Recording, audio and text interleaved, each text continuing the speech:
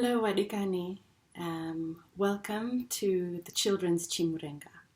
My name is Rosemary, and I'm here to explore the healing of the child and the inner child, which is a great passion of mine. I'm a GP, a Western medical doctor. I live in Manchester at the moment.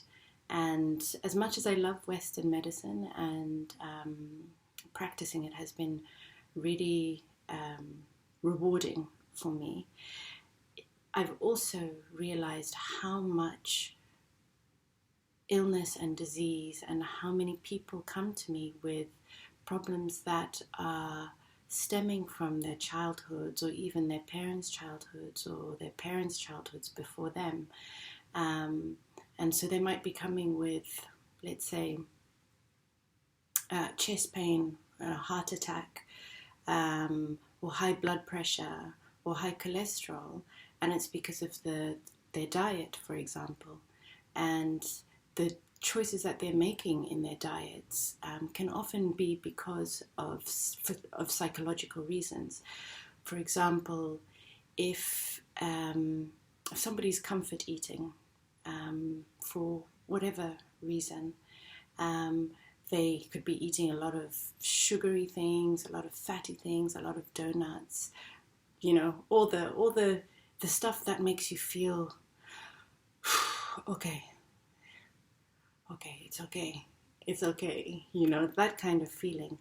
And we can seek it out in so many different ways, like food, for example, in shopping, acquiring things, watching TV, being on YouTube a lot, consumption, anything that helps us to feel padded and safe and like we've got, even getting into bed, like you've got a duvet around you, things that make you feel safe and secure. But those things are all temporary. All of those things only give you that feeling for the moment that they're there, and then they're gone and you're back at square one or even minus one, because you might be having you could have health consequences as a result of things like that. So the question is, why are these feelings there in the first place that we are needing to self-medicate? And that's what takes us back to our childhoods, and to the childhoods of our parents and their parents before them, and all the pain and trauma and suffering that we have been through generationally, we've been through personally, and that we often, if we have not faced our own issues, that we pass on to our children, subconsciously and unknowingly in ways. But I feel that we are at a time now where we have the resources, we have the time, we have the attention, we have the wakefulness and the awareness and the privilege to be able to come face to face with these things that trouble us, so that we don't pass them on to our children, and our children don't need to be troubled in the same ways. So that's why it's called the Children's Chimurenga. It's the children's revolution. It's a revolution for us, ourselves, our inner children, to heal ourselves, but also a revolution for our children, because if we can heal ourselves, they will never go through what we went through. If we can heal ourselves, then it's not even in their environment, even in the space around them, to even dream that some of the things that we experienced were possible. And so we give them a gift that is intangible, but that will now be the gift of generations to come, if we are the ones who choose to do that work of seeing where things were not quite right, in the way that we were brought up, and challenging them within ourselves. We don't have to challenge our parents. We don't even have to be angry or upset with them, because they were doing their best themselves, and they probably did similar to what I am suggesting now, in leaving things that were glaringly obvious to them, that I will never ever do that to my child, what my parent did to me at that time. And so we're just taking that journey forward some more, the things that they didn't quite manage to clean up, and we'll clean up some. And there will be things that our children will say, oh, Mom, I really hated it when you did this, or, you know, you really hurt me when you did this. And we'll be like, oh, wow, oh, I thought I was being great. I thought, you know, Antina was or you don't even know how good you had it. But those will be valid comments on their part, and they will be able to pick that up and clean that up for the generation to come. And this is how our genetic line, our ancestry going forward, our descendants, will always be better than us, because it's always been presented to us in a material sense, right? So the next generation has to do better than the generation before, but it's always presented materially, you know, have a better education, go to better schools, achieve a higher level of education, have better houses, live in better neighborhoods, have better cars. It's always presented materially. But what about wanting for our children, for them to be happier than us, for them to be happier than us earlier than us, to be less anxious, to have childhoods of complete freedom to explore themselves, for them to be in completely 100% fulfilling careers and home environments where they choosing the right partners for themselves, where they're raising children and living in environments that are full of joy and happiness and community, because of what we have wished possible for them and done the work to make possible for them. So this is what we're doing here, and I welcome you wholeheartedly.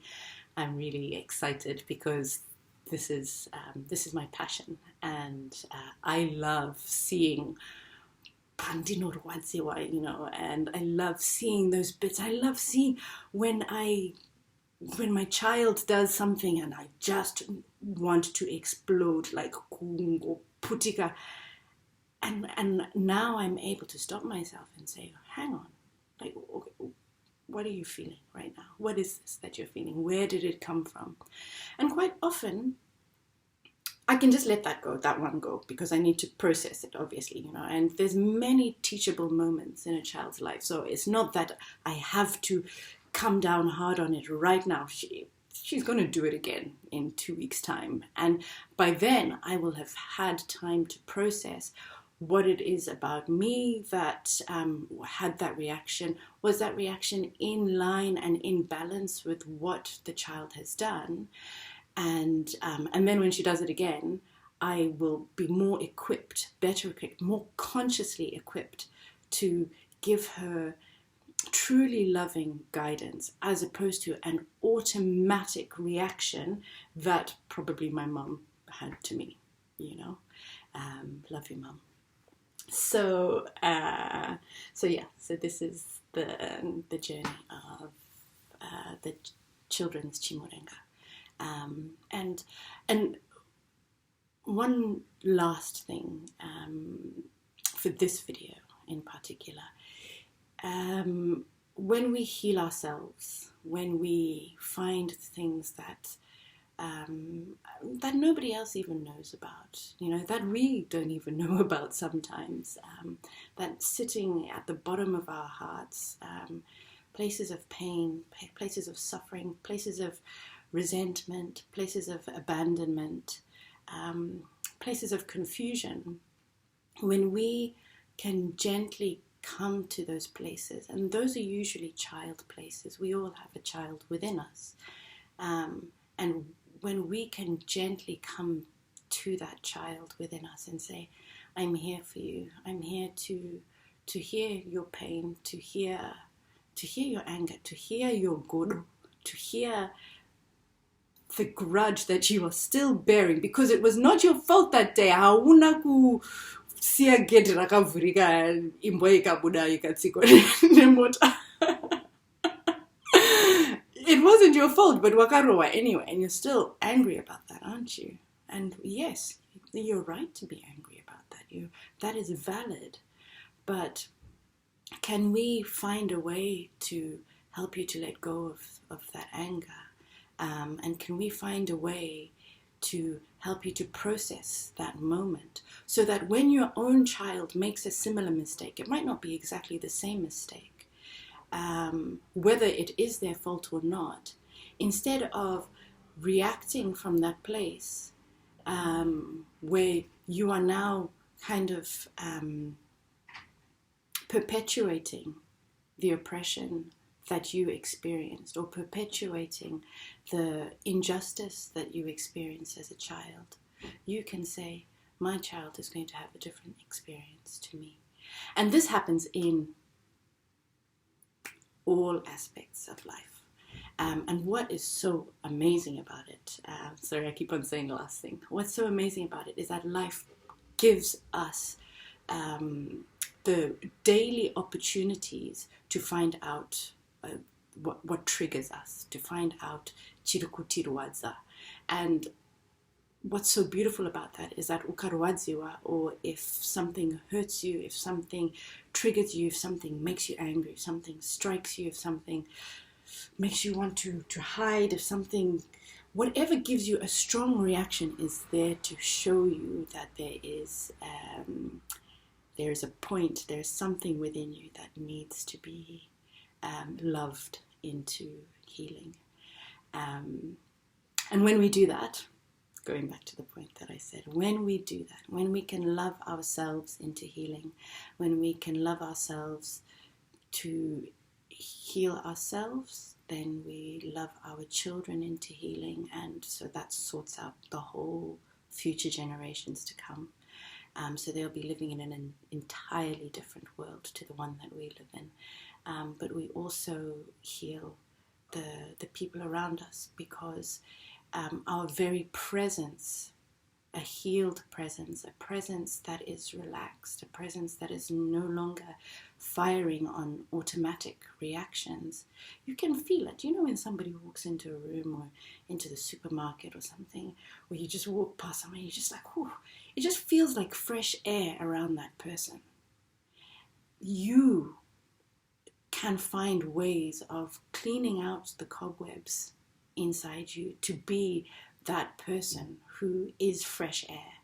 And that fresh air, like a breeze, enters the room, and we all inhale it, and we are all blessed by it, and somehow it begins a process within us that ripples outwards for the benefit of all beings. So thank you, and I welcome you on this journey, and see you soon.